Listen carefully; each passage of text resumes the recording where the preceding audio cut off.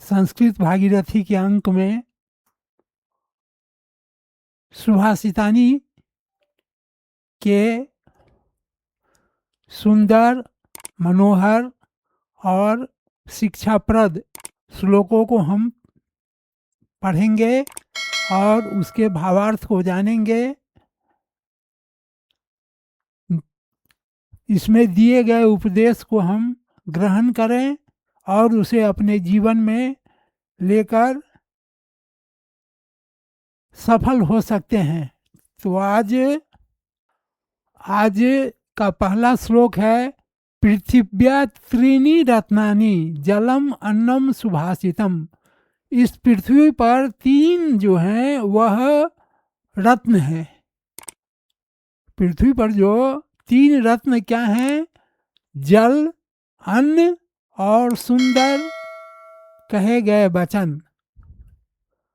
तो पृथिव्या त्रीणि रत्नानि जलम अन्नम सुभाषितम मूढ़े पाषाण खंडेषु रत्न संज्ञा विधेयते। मूढ़े माने मूर्ख। मूर्ख जो हैं वह पत्थर के खंडों को, अब हीरा मोती जवाहरात ये सब मूल्यवान पत्थर हैं, तो इसको ही रत्न बताते हैं, जबकि ये तीनों रत्न सुभाषितानी के अनुसार नहीं है। पृथिव्या त्रीणि रत्नानि जलम अन्नम सुभाषितम। पृथ्वी के पर 3 ही रत्न हैं, जल है, अन्न है और सुंदर कहे गए वचन हैं। लेकिन मूढ़ जो होते हैं, मूर्ख जो होते हैं, वह क्या करते हैं? पाषाण के खंडों को, पाषाण माने पत्थर, पत्थर के टुकड़ों को क्या करते हैं? उसको रत्न बताते हैं। संज्ञा उसका क्या दिए हैं कि यह रत्न है, रत्न रूप में उसे मानते हैं। तो हमें जल, अन्न और सुभाषित वचनों को ही रत्न मानना चाहिए। और ये सब तो पत्थर हैं, पत्थर के बने हुए हैं, इसीलिए इसे रत्न की संज्ञा जो बुद्धिमान होते हैं वो नहीं देते। इसे मूर्ख जो हैं, मूढ़ जो हैं, वही इसे क्या करते हैं? रत्न की संज्ञा देते हैं। अब है नंबर 2, दाने तपसी शौर्ये चो विज्ञाने विनयेन विस्मयो नैव ही कर्तव्यो बहुरत्ना वसुंधरा। वसुंधरा कहते हैं पृथ्वी को, धरती को। दान करने में दधीची ने अपना हड्डी दान कर दिया था। जीवित दधीची थे और उनके हड्डी से एक अस्त्र शस्त्र बनना था।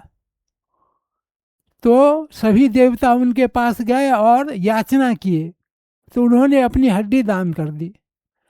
तो दान करने में बलि जो राजा था वह 3 पग में अपनी सारी संपत्ति, सब कुछ, आकाश पाताल सब लोग दान कर दिया।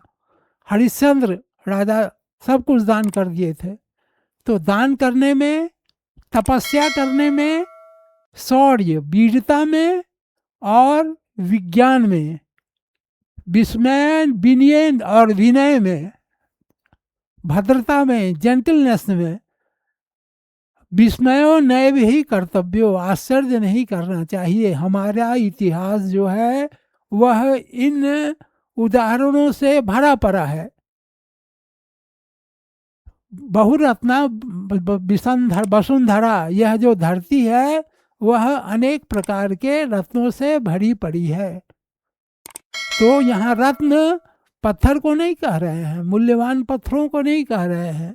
यहाँ कह रहे हैं कि ऐसे लोग जो दान करने में अपना नाम कमा गए, जब तक यह सभ्यता रहेगी, सूरज चांद रहेगा, तब तक दान करने में राजा हरिश्चंद्र और कर्ण, इन लोगों की जब भी दान की चर्चा होगी तो इन लोगों की महिमा गुणगान गाई जाएगी।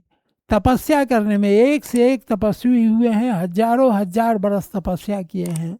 शौर्य वीरता, महाराणा प्रताप, शिवाजी, वीरता, भगत सिंह, चंद्रशेखर आजाद, ये सभी वीरता में अपने परचम को लहरा के गए हैं। जब तक सभ्यता संस्कृति है तब तक लोग इन्हें याद करेंगे। विज्ञान में, ज्ञान में और भद्रता में आश्चर्य नहीं करना चाहिए, क्योंकि यह जो धरती है, यह जो धरती माता है, पृथ्वी है, वह अनेक रत्नों से भरी पड़ी है। इस प्रकार के रत्नों से भरी पड़ी है।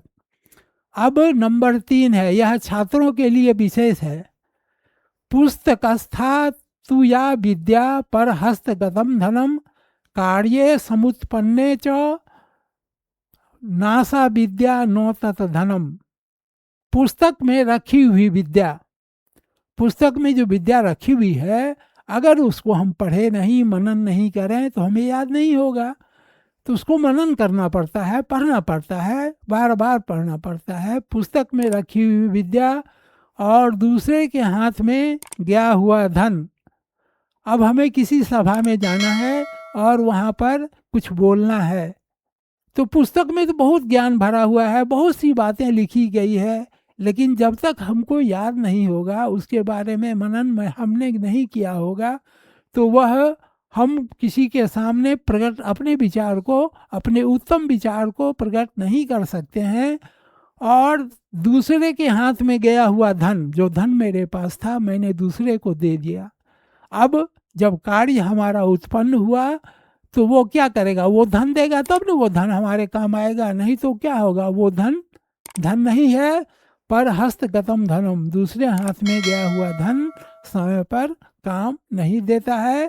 कार्य काले समुत्पन्ने, कार्य काले, काल के, समय के आने पर न सा विद्या न तद धनम, न वह विद्या है और न वह धन है। तो ये क्या हो गया, पुस्तकस्थ तया विद्या पर हस्तगतम धनम कार्य काले समुत्पन्ने न सा विद्या न तद धनम।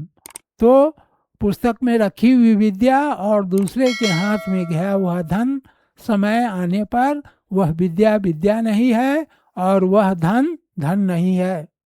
अब नंबर 4 पढ़ेंगे।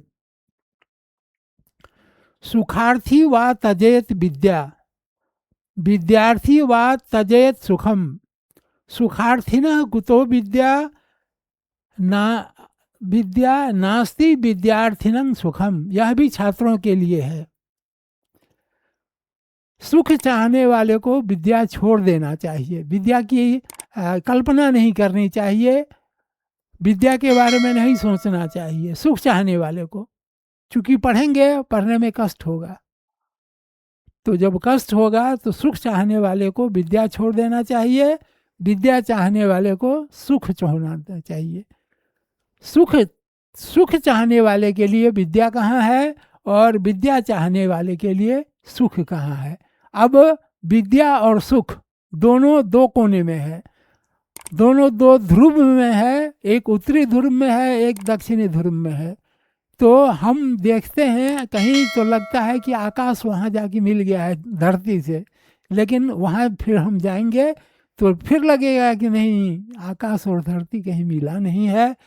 तो सुख और विद्या ये दोनों क्या हैं, दो ध्रुव हैं, और सुख चाहने वाले के लिए विद्या नहीं है, विद्या चाहने वाले के लिए सुख नहीं है। सुख चाहने वाले के लिए विद्या कहाँ है और विद्या चाहने वाले के लिए सुख नहीं है।